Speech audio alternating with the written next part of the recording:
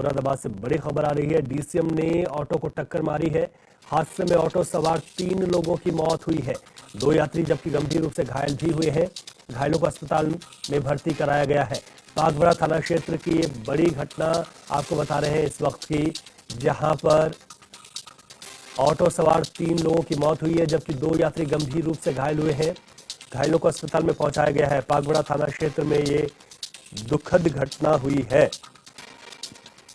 तो बड़ी खबर इस वक्त आपको बता रहे हैं, जहां पर डीसीएम ने ऑटो को टक्कर मार दी। ऑटो में 5 लोग सवार थे। 3 लोगों की दर्दनाक मौत हुई है जबकि 2 लोग गंभीर रूप से घायल हुए, जिन्हें अस्पताल में भर्ती कराया गया है।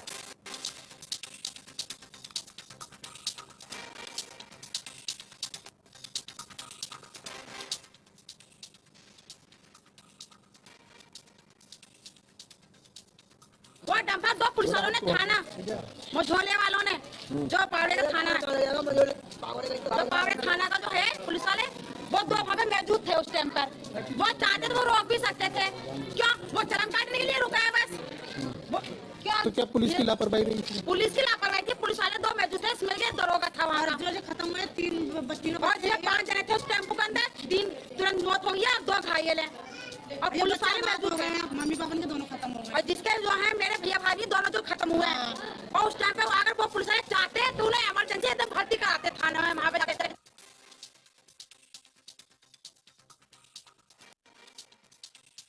लाइन पर है शहनवाज। ये बड़ी दुखद घटना हुई है। जो गलती मानी जा रही है यहां पर, उसको देखते हुए क्या कुछ कार्रवाई कर रही है पुलिस? बता दूं, ये पूरी घटना बेहद दुखद घटना है और कहीं ना कहीं इसमें लापरवाही साफ तौर पर जो इसमें वाहन था उसकी है। ऑटो में डीसीएम ने ये टक्कर मारी है और इसमें पति पत्नी समेत 3 लोगों की मौत हो गई, अन्य यात्री घायल हो गए। कहा जा रहा है तेज रफ्तार के कारण यह हुआ है। हनुमान मंदिर वाला है पूरा परिवार। बागबड़ा थाना इलाके में यह हादसा हुआ है। कहा जा रहा है कि जो वाहन था वो बेहद तेज गति में था और तेज गति के कारण यह हादसा हुआ है। फिलहाल 3 लोगों को पुलिस ने शवों को कब्जे में लेकर पोस्टमार्टम के लिए भेज दिया है। कहा जा रहा है कि जो वाहन है उसकी भी जो है पहचान कर ली गई है, उसके खिलाफ कार्रवाई की जा रही है। जी ठीक है, ये कहा जा रहा है कि पहचान कर ली गई है, कार्रवाई की जा रही है। नजर बनाए रखिएगा। शहनवाज, बहुत शुक्रिया आपका जानकारी के लिए।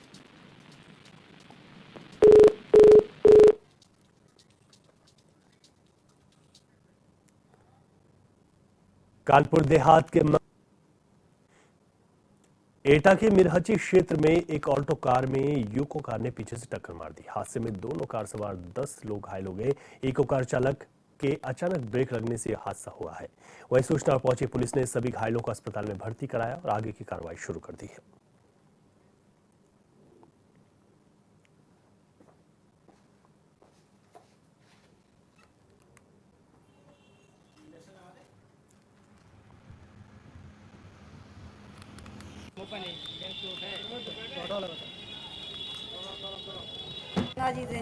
इको कार में सवार थे।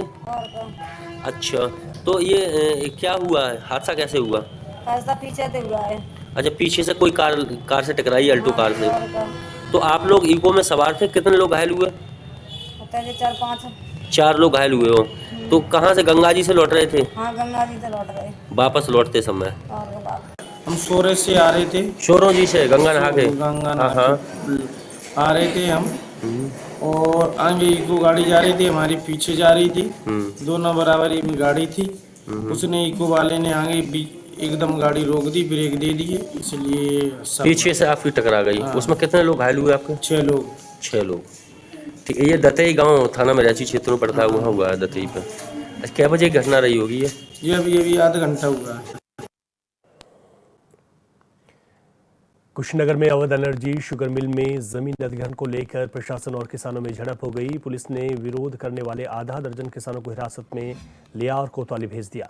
वहीं मिल परिसर में लगने वाले एथेनॉल फैक्ट्री के लिए लगभग 176 किसानों की 35 एकड़ जमीन का अधिग्रहण होना है और 88 किसानों ने मिल के लिए अपनी जमीन देने की सहमति जता दी है।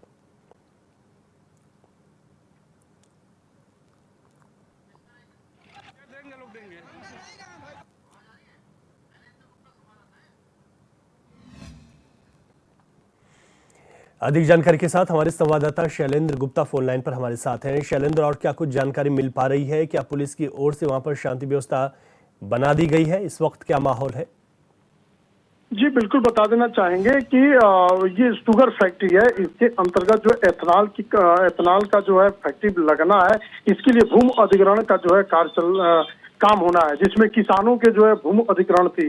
किसानों का जो मांग है, उनका मुआवजा ये कि जितनी ये फैक्ट्री दे रही है उसके अनुसार और किसानों का जो मानक नहीं बन पा रहा है, तो ऐसे में किसान विरोध कर रहे थे।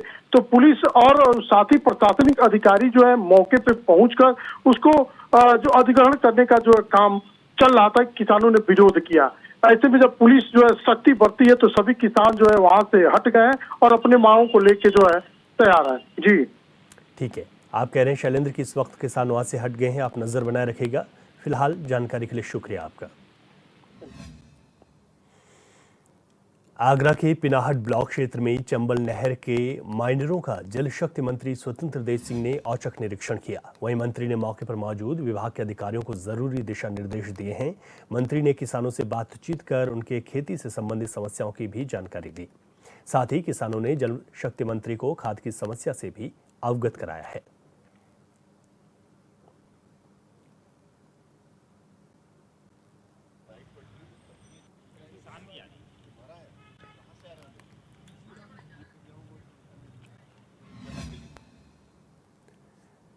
संभल में हिंसा बवाल को लेकर केंद्रीय राज्य मंत्री एसपी सिंह बघेल ने एक बयान दिया है। उन्होंने कहा कि सर्वे टीम माननीय अदालत के आदेश पर मस्जिद का सर्वे करने गई, लेकिन कुछ लोगों ने इसका हिंसात्मक विरोध किया। यह बहुत ही दुर्भाग्यपूर्ण है। मैं लोगों से शांति की अपील करता हूं। उन्होंने सपा डेलीगेशन को संभल जाने से रोके जाने पर कहा, डेलीगेशन को न जाने की अनुमति देना तानाशाही नहीं कहलाती है। अभी हमें वहां शांति बहाल करनी चाहिए, लोगों की रोजी रोटी का इंतजाम करना चाहिए। जिस पर कुछ लोगों ने विरोध किया और हिंसात्मक विरोध किया, पुलिस पर भी फायर वायर हुए हैं। आत्मरक्षार्थ में पुलिस ने गोली चलाई, दुर्भाग्यपूर्ण है। लेकिन जो सर्वे टीम गई थी वो कोर्ट के कहने पे गई थी। माननीय अदालत के आदेशों का अनुपालन कराना राज्य का कर्तव्य होता है। लोगों से अपील यही है कि इसमें नुकसान होता है, मुकदमे कायम होते हैं, पुलिस वेरिफिकेशन ख़राब होता है। कई बच्चे जो फौज, आर्मी, एयरफोर्स, नेवी में भर्ती होना चाहते हैं, इस प्रकार चार्जशीटेड हो जाएंगे। दूसरी बात, आजकल वीडियोग्राफी के द्वारा एविडेंस ऐसे होते हैं कि जिसमें सजा देनी पड़ती थी। संभल हिंसा की जांच के लिए 3 सदस्यीय न्यायिक जांच समिति की टीम संभल पहुंची और जहां से हिंसा शुरू हुई वहीं से अपनी जांच शुरू की है। पुलिस की सुरक्षा घेरे में जांच टीम ने उन सभी स्थानों पर जाकर जांच की जहां पथराव और आगजनी की घटनाएं हुई थी। इसके साथ ही मस्जिद में जाकर कमेटी के सदर से भी जानकारी ली गई।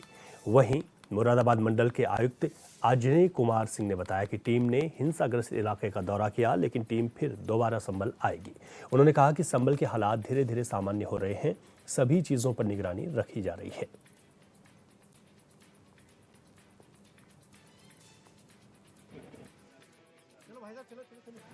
माननीय अध्यक्ष दोनों ने यहाँ विजिट किया और उनका जो मूल अभी उद्देश्य था वो उस जगह को देखना था। और इसके अलावा उन्होंने कुछ लोगों से जो वहाँ पे मौजूद थे, जिसने पाँच आईडी लगा रखे थे, एक है ना। अभी तो आज का जो जांच आयोग का था बस केवल यहाँ निरीक्षण करने का और जो उन्होंने हमसे सवाल पूछे उसका जवाब देने का था। जांच तय करेगा आगे वो कब बाकी लोगों से जिस भी तरीके से अपनी प्रक्रिया तय करते हैं उसमें आगे काम। क्या टीम दोबारा भी आएगी सर? निश्चित रूप से। अभी तो आज केवल वहाँ विजिट करने आए हैं, जो हमको सूचित किया गया है। आज केवल विजिट करने आए थे, उसके बाद वो बाकी आगे का जो विस्तृत जो जांच है उनकी उसके आगे। कौन कौन से क्षेत्र देखे सर टीम ने? खास तौर पे उन्होंने जहां ये उपद्रव हुआ उस एरिया को देखा। उन्होंने ये दोनों आईडी कर रहे हैं, नीचे कर जो स्ट्रक्चर है उसके ऊपर भी गए, वो अपनी तरफ से उन्होंने अपनी तरफ। कन्नौज के सदर कोतवाली क्षेत्र में जल निगम की अफसरों ने मनमानी कर गिहार समुदाय के कब्रिस्तान पर बुलडोजर चला दिया। सूचना मिलते ही गिहार समाज के लोग मौके पर पहुंच गए, जहां उन्होंने बुलडोजर के आगे लेटकर समाधियों को तोड़ने का विरोध किया। आक्रोशित भीड़ ने बुलडोजर चालक को पकड़कर पुलिस के हवाले कर दिया। वहीं पुलिस ने चालक और बुलडोजर को हिरासत में लेकर आगे की कार्रवाई शुरू कर दी है। 100 में बच्चे पैदा होते थे वो कब दफनाए जाते थे। जो टीबी या कुष्ठ रोग वाले रोगी जो होते थे वो यहाँ दफनाए जाते थे, बाकी सब लोग गंगा जी जाते थे। इसको ये डीएम साहब के माध्यम से इसका पट्टा भी है हमारे भाई के नाम से, कब्रिस्तान के नाम से। और यहाँ पर ये जबरदस्ती अगर कहीं भी कोई चीज़ गिराई जाती है, ध्वस्त की जाती है, तो वहाँ पर कम से कम लोकल पार्टी को संदेश दिया जाता है या नोटिस दी जाती है कि यहाँ पर गिराया जाएगा। यहाँ पर जानकारी नहीं थी, अभी सुबह देखा गया तो इन्होंने यहाँ पे हमारा समाधि स्थल है बिहार समाज का, जो मतलब कई पीढ़ियों से चला आ रहा है, तमाम कई जनरेशन से चला आ रहा है, और बिना जानकारी किए, बिना सर्वे किए आपको कहीं काम करना भी कोई जाती है टीम तो काम करती है तो सर्वे करती है। लोकल के लोगों से आपको जानकारी लेनी चाहिए थी। तमाम छोटे छोटे यहाँ पे छोटे बच्चे और अविवाहित लोग हमारे समाज के जो होते हैं उनको यहीं पे जो है उनकी समाधि स्थल बनाई जाती है। इन्होंने तमाम समाधि स्थल तोड़ डाले हैं, बिना जानकारी के जेसीबी चला दी है। किस विभाग से? जानकारी तो ये मिली, जो ठेकेदार था वो बता रहा कि जल निगम के माध्यम से काम हुआ, उनके जेई से भी मेरी बात हुई। गाजीपुर में सीजेएम कोर्ट के आदेश पर 19 पुलिसकर्मियों पर दर्ज मुकदमा को 24 घंटे में खारिज कर दिया गया। इसकी जानकारी खुद एसपी डॉक्टर एरज राजा ने दी है। बता दें कि 2021 में तत्कालीन चंदौली एसपी अमित कुमार समेत 18 पुलिसकर्मियों पर कोर्ट के आदेश से गाजीपुर के नंदगंज थाने में 27 नवंबर को मुकदमा दर्ज हुआ था, जिसे अब खारिज करने की बात सामने आई है। एसपी गाजीपुर ने बताया कि चंदौली में तैनात सिपाही आपराधिक किस्म का है, जो कि गैंगस्टर की धाराओं में बंद था। सिपाही अनिल कुमार सिंह ने झूठे तथ्यों के आधार पर सीजेएम कोर्ट में याचिका दाखिल की थी, जिसकी जांच कर एफआईआर को स्पंज कर रिपोर्ट कोर्ट को प्रेषित कर दी गई।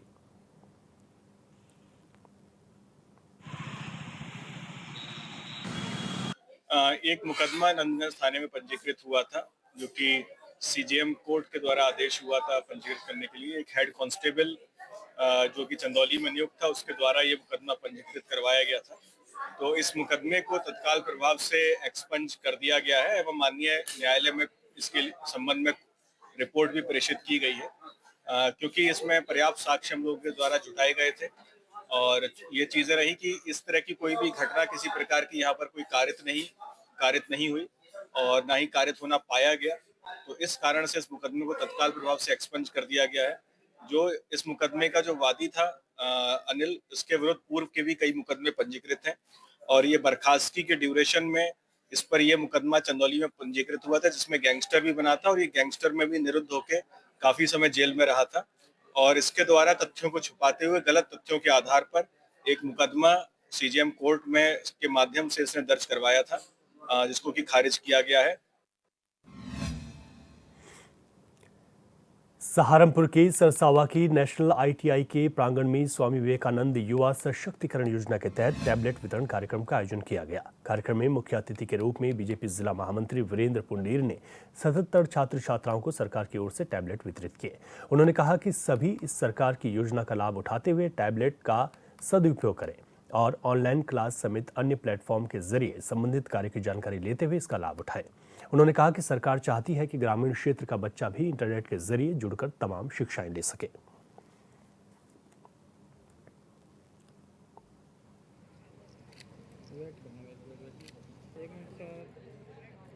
उत्तर प्रदेश सरकार और केंद्र सरकार के द्वारा जो टैबलेट वितरण है, तो ये टैबलेट वितरण किया गया। इसमें हमारे जिला महामंत्री और चेयरमैन, भूतपूर्व चेयरमैन, मंडलाध्यक्ष, सभी लोग पदाधिकारी सब लोग आए और विद्यार्थियों के बीच में 77 टैबलेट जो है संयुक्त रूप से वितरित किए गए और बच्चों को इसके लिए कहा गया कि इसका प्रयोग उपयुक्त करके इसमें टेक्निकल तकनीकी शिक्षा को बढ़ावा देते हुए अच्छा भारत राष्ट्र के और देश के हित में जो है इसको काम करें, जिससे हमारा देश आगे तरक्की कर सके।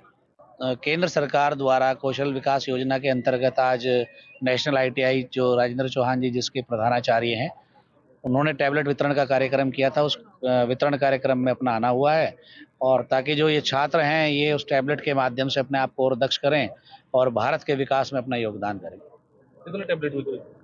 ये लगभग 77 टैबलेट हेम आईटीआई के साथ में तो हेम के और हेम आईटीआई और नेशनल आईटीआई 2 आईटीआई थी, तो उन दोनों आईटीआई के संयुक्त रूप से 77 छात्रों और छात्राओं को आज ये टैबलेट वितरण किया गया है। ये जो टैबलेट जो सरकार ने वितरित किया है, इसका बहुत लाभ मिल रहा है, क्योंकि पहले जो हमारा ग्रामीण वर्ग था वहाँ पे कनेक्टिविटी नहीं थी। तो अब जैसे कि टैबलेट मिल रहा है, आप गूगल देख रहे हो, व्हाट्सअप है, यूट्यूब से भी आप सीख सकते हो। जो बच्चे नॉन अर्निंग में कोर्स कर रहे हैं वो भी सीखते हैं। और जो टेक्निकल हमारा है, जैसे कि फिटर इलेक्ट्रिशियन है, जो भारत सरकार की जो डीजीटी है हमारी और ITI ये चल रही है, उससे बहुत लाभ मिल रहा है। बच्चे सीख भी रहे हैं, कुछ जो है ग्रामीण क्षेत्र से जॉब कर रहे हैं। रायबरेली में एक मेडिकल स्टोर का वीडियो वायरल हो रहा है। वीडियो में लाखों रुपए के साथ एक युवक नजर आ रहा है, जिसमें PM मोदी की कैशलेस योजना पर सवाल उठ रहे हैं। सवाल कई हैं, जैसे कि क्या यह पैसे नंबर 1 के हैं या नंबर 2 के? क्या GST और आयकर विभाग का इस ओर ध्यान नहीं है? क्या मेडिकल स्टोर की आड़ में कोई काला कारोबारी यहाँ पर चल रहा है? ऐसे कई सवाल इस वीडियो को देखकर उठ रहे हैं।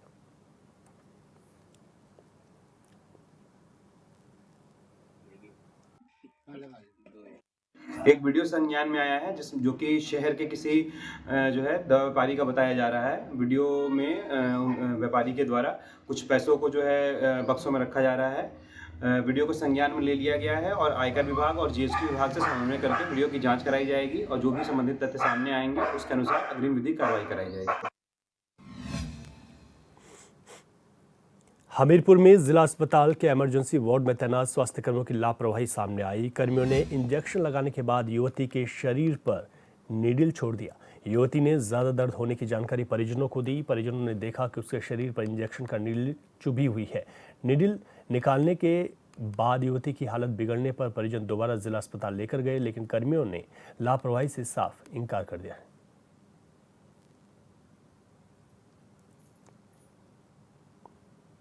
हमारा जो है लड़की के हाथ में हंसिया लग गया था, तो ये जो इंजेक्शन लगवाई थी टेटेनस वाला, ठीक है सर। इसके बाद में जो घर गई, इसके बाद में इसके दर्द हुआ 1 घंटा के बाद में। अब हमको पता नहीं कि दर्द कैसे हुई रहा है। हमने देखा कहा मेरे पास जो बहुत दर्द हुई रहा था, हमने देखा जब तो इंजेक्शन जो है इसके अंदर घुसा था, ये इंजेक्शन ये घुसा था अंदर। तो हमने कहा ये तो बहुत गंभीर बात है। हमने इंजेक्शन निकाला। जब इंजेक्शन निकाला तो इसकी हालत जो है ख़राब हो गई। जब हालत ख़राब होगी तो फिर चिकित्सालय अस्पताल लाए, सरकारी अस्पताल। इसके बाद में कंप्यूटर जो है लगाया तो जो इंजेक्शन, तो कहा हमारी कोई जिम्मेदारी नहीं है। ये सर जो है उसने कहा कि कोई जिम्मेदारी नहीं हमारी। उधर जालौन में SOG और कृषि विभाग की टीम को बड़ी सफलता हाथ लगी, जहां दोनों टीमों ने मिलकर बड़ी कार्रवाई करते हुए कई खाद भंडार गोदामों पर छापेमारी की और भारी मात्रा में नकली DAP खाद की बोरियों को बरामद कर मौके से 10 लोगों को भी गिरफ्तार किया। बरामद की गई नकली खाद की कीमत करीब 16 लाख रुपए बताई जा रही है। फिलहाल टीम ने मामला दर्ज कर आगे की कार्रवाई शुरू कर दी। हमने बताया अभी विवेचना कर रहे हैं, चूंकि रात का ही वाकयात है, सुबह तक चली है, कम समय मिला है। अधिक से अधिक हम लोगों ने डेवलप कर लिया है। रेस्ट हमारी विवेचना चल रही है। जो भी तार जुड़े होंगे, जो भी इसमें इन्वॉल्व होगा, सभी के खिलाफ हम लोग फर्मली और कड़ी से कड़ी कार्रवाई करेंगे।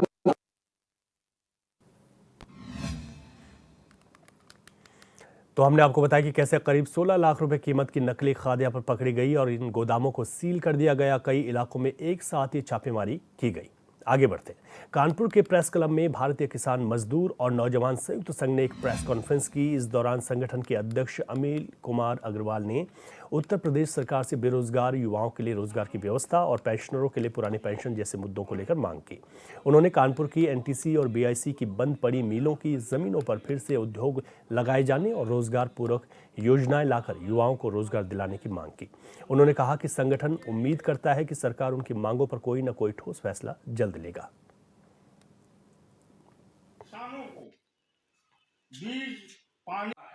वो डिग्री लेने के बावजूद भी मुख्य जो हमारा उद्देश्य है इस संगठन का, वो किसानों, मजदूरों और नौजवानों के हितकारी योजनाओं को लागू करवाना, उस पर अमल कराना मुख्य उद्देश्य है।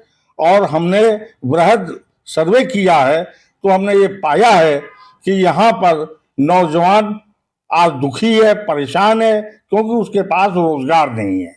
जबकि रोजगार अगर सरकार अपने मन से चाहे तो कानपुर में स्वयं रोजगार उत्पन्न किए जा सकते हैं, क्योंकि जमीन इफरात हमारे पास में आई है। जो 14 मिलें हमारी बंद हुई हैं, उन मिलों की जमीन पर नए उद्योगों का सृजन करके बेरोजगारी को दूर किया जा सकता है।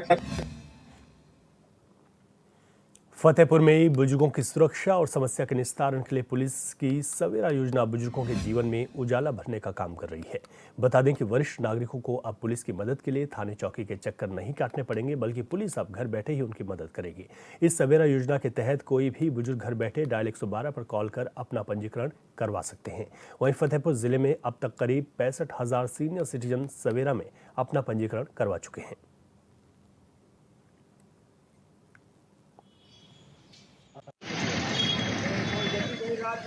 शासन की मंशा के अनुरूप वृद्धजनों की सहायता के लिए उत्तर प्रदेश सरकार के द्वारा ऑपरेशन सवेरा लॉन्च किया गया था, जिसमें अभी तक लगभग 65,000 के आसपास वृद्धजनों का रजिस्ट्रेशन हुआ है। इस पूरी प्रक्रिया में सरकार का उद्देश्य ये है कि हम वृद्धजनों की सहायता कर सकें, उनको कोई भी समस्या है उसका त्वरित रूप से समाधान कर सकें, और जो भी उनकी डेली रूटीन में जिस भी प्रकार की उनकी समस्याएं आती हैं उनको हम सीधा एड्रेस कर सकें। इसमें जो हमारी बीट पुलिसिंग का गठन किया गया है उसको शासन के द्वारा निर्देशित किया गया है कि जब भी वो अपने क्षेत्र में जाएंगे तो सवेरा ऐप में और सवेरा ऑपरेशन के तहत जो भी रजिस्ट्रेशन हुए हैं उनके घरों पर जाएंगे, उनसे बातचीत करेंगे, उनका हालचाल लेंगे, उनकी समस्याओं को सीधे एड्रेस करेंगे और उनकी समस्याओं का समाधान करेंगे।